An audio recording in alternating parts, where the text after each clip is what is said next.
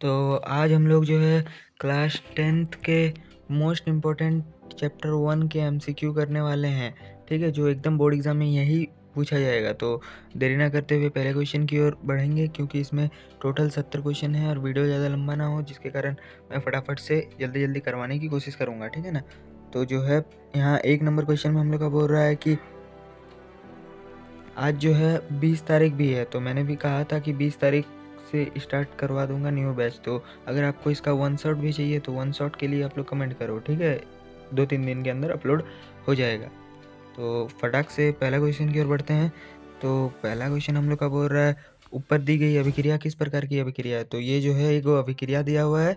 तो ऊपर दी गई अभिक्रिया कैसा अभिक्रिया है, तो Fe2O3 और 2Al इधर बना रहा है Al2O3 प्लस 2Fe। तो कौन सा अभिक्रिया, तो ऑप्शन में बोल रहा विस्थापन माने संयोजन, द्विविस्थापन, वियोजन या फिर विस्थापन। तो जो है विस्थापन अभिक्रिया करेक्ट आंसर हो जाएगा। ठीक है ना। तो जो है अब दूसरा क्वेश्चन में हम लोग का बोल रहा है कि लोह चूर्ण पर तनु हाइड्रोक्लोरिक अम्ल डालने से क्या होता है। तो जो है हाइड्रोजन गैस एवं आयरन क्लोराइड का निर्माण होता है, क्लोरीन गैस का निर्माण होता है, मतलब क्लोरीन गैस एवं आयरन हाइड्रोक्साइड का निर्माण होता है, कोई भी अभिक्रिया नहीं होती। तो ए नंबर यहाँ सही आंसर हो जाएगा। ठीक है।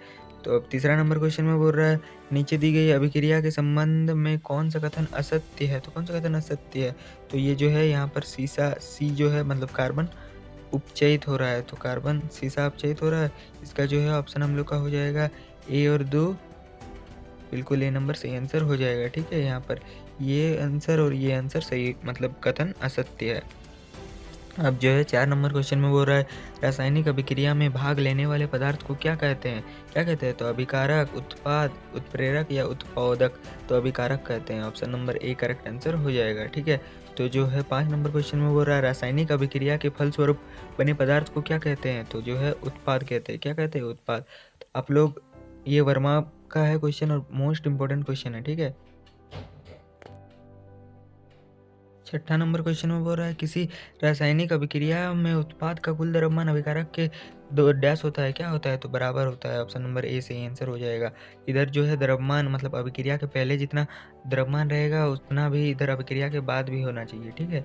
अब जो है 7 नंबर क्वेश्चन में बोल रहा है, मतलब एक समीकरण दिया हुआ है, ये किस प्रकार है। तो देखिएगा ऊर्जा है, तो ऊर्जा है मतलब ऊष्माक्षेपी ऊर्जा का निर्माण होता है, इसका ये उदाहरण हो गया। ठीक है। ये जो है गाय का गोबर हुआ, उसमें ऑक्सीजन पड़ा तो वो CO2 और H2O और ऊर्जा के रूप में ये हो गया। ठीक है। अब जो है 8 नंबर क्वेश्चन में हम लोग का बोल रहा है, निम्नलिखित में से किस अभिक्रिया में दो अलग अलग परमाणु या परमाणुओं के समूह का आपस में आदान प्रदान होता है। तो ए में बोल रहा है संयोजन, वियोजन, विस्थापन, द्विविस्थापन। तो द्विविस्थापन में जो है आयनों का आदान प्रदान होता है, जैसे Na2SO4 प्लस BaCl2, इधर बना जाएगा NaCl प्लस BaSO4। ठीक है। तो SO4 मतलब Na2SO4, तो Na इधर आ गया और Ba इधर चला गया। ठीक है। तो इसी को बोलते हैं द्विविस्थापन अभिक्रिया। ठीक। अब जो है 9 नंबर क्वेश्चन में हम लोग का बोल रहा है, रासायनिक अभिक्रिया को संतुलित किस नियम के आधार पर, हीट एंड मतलब द्रव्यमान संरक्षण के नियम। इसका इस नियम के अनुसार मतलब जो है ना ही द्रव्यमान को बनाया जा सकता है और ना ही कि विनाश किया जा सकता है। ठीक है। अब जो है हम लोग का 10 नंबर क्वेश्चन में बोल रहा है, क्या देखते हैं। 10 नंबर हम लोग का क्वेश्चन में बोल रहा है, रासायनिक अभिक्रिया में होता है, क्या होता है, अवस्था में भी परिवर्तन, रंग में भी और गैस में भी। तो सही आंसर करेक्ट आंसर डी सही हो जाएगा। ठीक है। अब जो है 11 नंबर क्वेश्चन में हम लोग का बोल रहा है, BaCl2 Na2SO4 और BaSO4 NaCl। तो ये मैंने अभी थोड़ी देर इसका उदाहरण थोड़ी देर पहले ही दिया था, तो ये द्विविस्थापन का अभिक्रिया का उदाहरण हो जाएगा। ठीक है। 12 नंबर क्वेश्चन में बोल रहा है, अभिक्रिया CaO प्लस H2O। तो CaOH किस प्रकार की अभिक्रिया है, तो किस प्रकार की अभिक्रिया, संयोजन, वियोजन, विस्थापन, प्रतिस्थापन और वियोजन। तो जो हो जाएगा यहाँ संयोजन मतलब दो तत्व जुड़कर एक तत्व का निर्माण कर रहे हैं। ठीक है। यहाँ पर तो अब 13 नंबर हम लोग का क्वेश्चन में बोल रहा है कि समीकरण CaCO3 CaO प्लस CO2 किस प्रकार की अभिक्रिया है। तो जो हो जाएगा ए वियोजन अभिक्रिया है। ठीक है ना।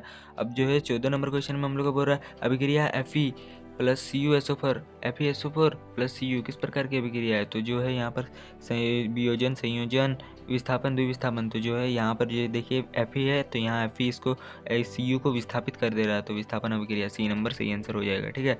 अब जो है 15 नंबर क्वेश्चन में हम लोग का बोल रहा है कि 2H2 प्लस O2 2H2O किस प्रकार की अभिक्रिया है। तो जो है संयोजन, वियोजन, विस्थापन, द्विविस्थापन। तो जो है संयोजन अभिक्रिया है। ठीक है। ऑप्शन नंबर ए सही आंसर हो जाएगा, संयोजन अभिक्रिया। 16 नंबर क्वेश्चन में बोल रहा है दिए गए समीकरण में कौन सी रासायनिक अभिक्रिया हो रही है। कौन सी रासायनिक? संयोजन, वियोजन, विस्थापन, द्विविस्थापन। तो जो है वियोजन जो है ये जो है यहाँ पर एक तत्व है। एक तत्व जो है ये टूटकर 3 तत्वों में परिवर्तित हो जा रही है, जिसके कारण इसको वियोजन अभिक्रिया कहते हैं। ठीक है। अब जो है 17 नंबर क्वेश्चन में श्वसन कैसी अभिक्रिया है। तो श्वसन जो है ऊष्माक्षेपी अभिक्रिया है। ऑप्शन नंबर सी सही आंसर हो जाएगा। श्वसन एक ऊष्माक्षेपी अभिक्रिया है।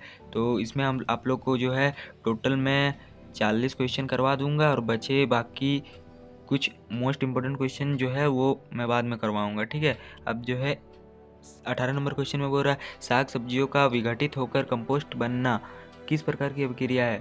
तो जो है संयोजन, वियोजन, ऊष्माक्षेपी। तो ऊष्माक्षेपी होता है। ऑप्शन नंबर सी सही आंसर हो जाएगा। ठीक है। 19 नंबर क्वेश्चन में बोल रहा है शरीर में भोजन का पचना किस प्रकार की अभिक्रिया है। तो जो है वियोजन अभिक्रिया है। शरीर में भोजन का पचना वियोजन अभिक्रिया है। ठीक है। अब जो है 20 नंबर में बोल रहा है मैग्नीशियम फीता का हवा में जलना क्या है। उष्माशोषी, उष्माक्षेपी, उत्क्रमणीय, अनुत्क्रमणीय। उष्माक्षेपी। ठीक है। उष्मा देता है। ठीक है, वो जलने के बाद। अब जो है 21 नंबर क्वेश्चन में हम लोग का बोल रहा है कली चूना पर जब जल डाला जाता है तो क्या होता है। तो उष्माक्षेपी, उष्मा मतलब कौन सी अभिक्रिया होती है, विस्फोट या इनमें से कोई नहीं। तो उष्माक्षेपी सही आंसर हो जाएगा ए नंबर। ठीक है। 22 नंबर हम लोग का बोल रहा है दिए गए प्रक्रम में कौन उष्माक्षेपी है। उष्माक्षेपी श्वसन, पाचन, उत्सर्जन, संवहन। तो ये श्वसन हो जाएगा सही आंसर। ठीक है।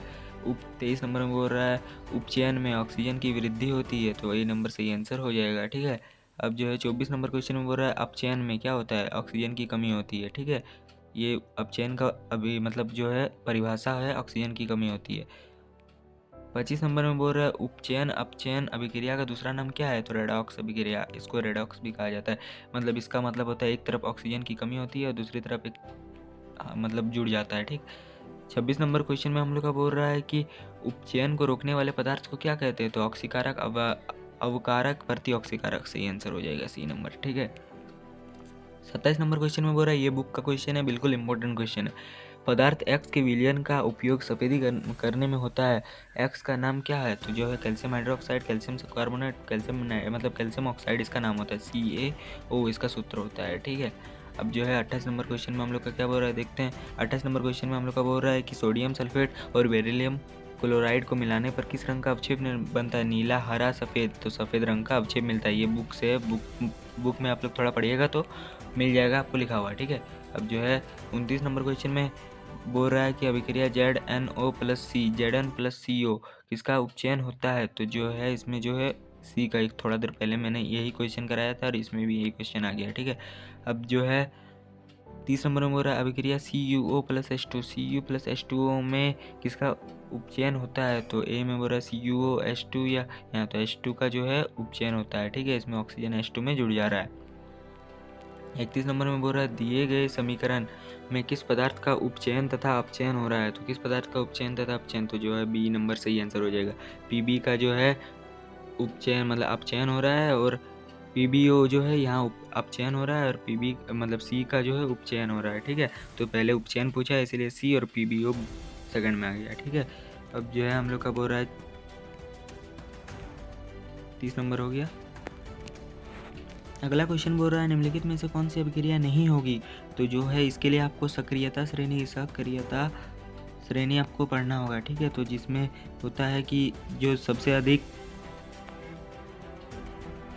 तो सक्रियता श्रेणी के लिए ये आप लोग एक बार देख लीजिएगा। तो इसमें हो जाएगा ZnSO4+Cu मतलब Zn जो है ज़्यादा अभिक्रियाशील है और Cu कम अभिक्रियाशील है, जिसके कारण ये अभिक्रिया नहीं होगी। ठीक है। अब अगर आपको इसको डीपली समझना है तो आप थोड़ा बुक पढ़ लीजिएगा। और अगर आप लोग को वन शॉट की ज़रूरत होगी तो आप लोग एक बार बोल दीजिएगा हमें वन शॉट चाहिए। तो वन शॉट मतलब इस चैप्टर से वन शॉट आप लोग का इंपॉर्टेंट वन शॉट आ जाएगा। ठीक है। जो मैं बुक से ही लाऊंगा। अब जो है 33 नंबर क्वेश्चन में हम लोग का बोल रहा है दिए गए रासायनिक समीकरण में कौन सी अभिक्रिया हो रही है। तो जो है इसमें जो है ये समीकरण है, इसमें कौन सी अभिक्रिया हो रहा है। तो PbCl2 है। CuCl2 को PbCl2 में बदलते हैं। तो विस्थापन थोड़ी देर पहले मैंने बताया था। अब जो है 34 नंबर क्वेश्चन में हम लोग का बोल रहा है निम्नांकित में से कौन प्रकाशीय वियोजन का उदाहरण है। तो जो है AgBr इधर बना रहा है Ag+Br।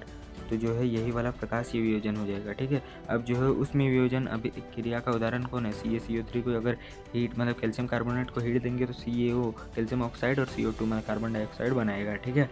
36 नंबर क्वेश्चन में हम लोग का बोल रहा है निम्न में से कौन अपचायक है? अपचायक मतलब क्या होता है? जो मतलब ये कर देता है, मतलब ऑक्सीजन की कमी कर देता है, तो H2S ऑप्शन नंबर डी सही आंसर हो जाएगा। ठीक है, 37 नंबर क्वेश्चन में हम लोग का बोल रहा है कि निम्न में से कौन उपचायक है? उपचायक मतलब क्या होता है? जो ऑक्सीजन को बढ़ाता है, ऑक्सीजन Cl2। ठीक है, अब जो है हम लोग का 38 नंबर क्वेश्चन में बोल रहा है कि निम्न में से कौन उपचायक एवं अपचायक दोनों है? तो H2 और O2 उपचायक अपचायक दोनों है। ठीक है, अब जो है 39 नंबर क्वेश्चन बोल रहा है दीवारों पर सफेदी करने के लिए किसका उपयोग होता है? तो CaOH2 मतलब कैल्शियम माने बुझा हुआ चूना का उपयोग होता है। ठीक, लास्ट क्वेश्चन हम लोग का 40 नंबर में है। तो चूने की सफेदी करते समय चूना में पानी डाला जाता है पर उष्मा निकलती है, तो कौन सी अभिक्रिया होगी? तो उष्मा-क्षेपी संयोजन। थोड़ी देर मैंने पहले ही बोला था उष्मा-क्षेपी संयोजन हुआ था। ये क्वेश्चन दोबारा रिपीटेड है, मतलब ये मोस्ट इंपॉर्टेंट क्वेश्चन है। अगर आप लोग को वीडियो अच्छा लगा हो तो लाइक और अपने दोस्तों को शेयर कर दे। ठीक है, बचा हुआ क्वेश्चन जल्द आएगा, आप लोग जल्दी सब्सक्राइब कर लो। ठीक।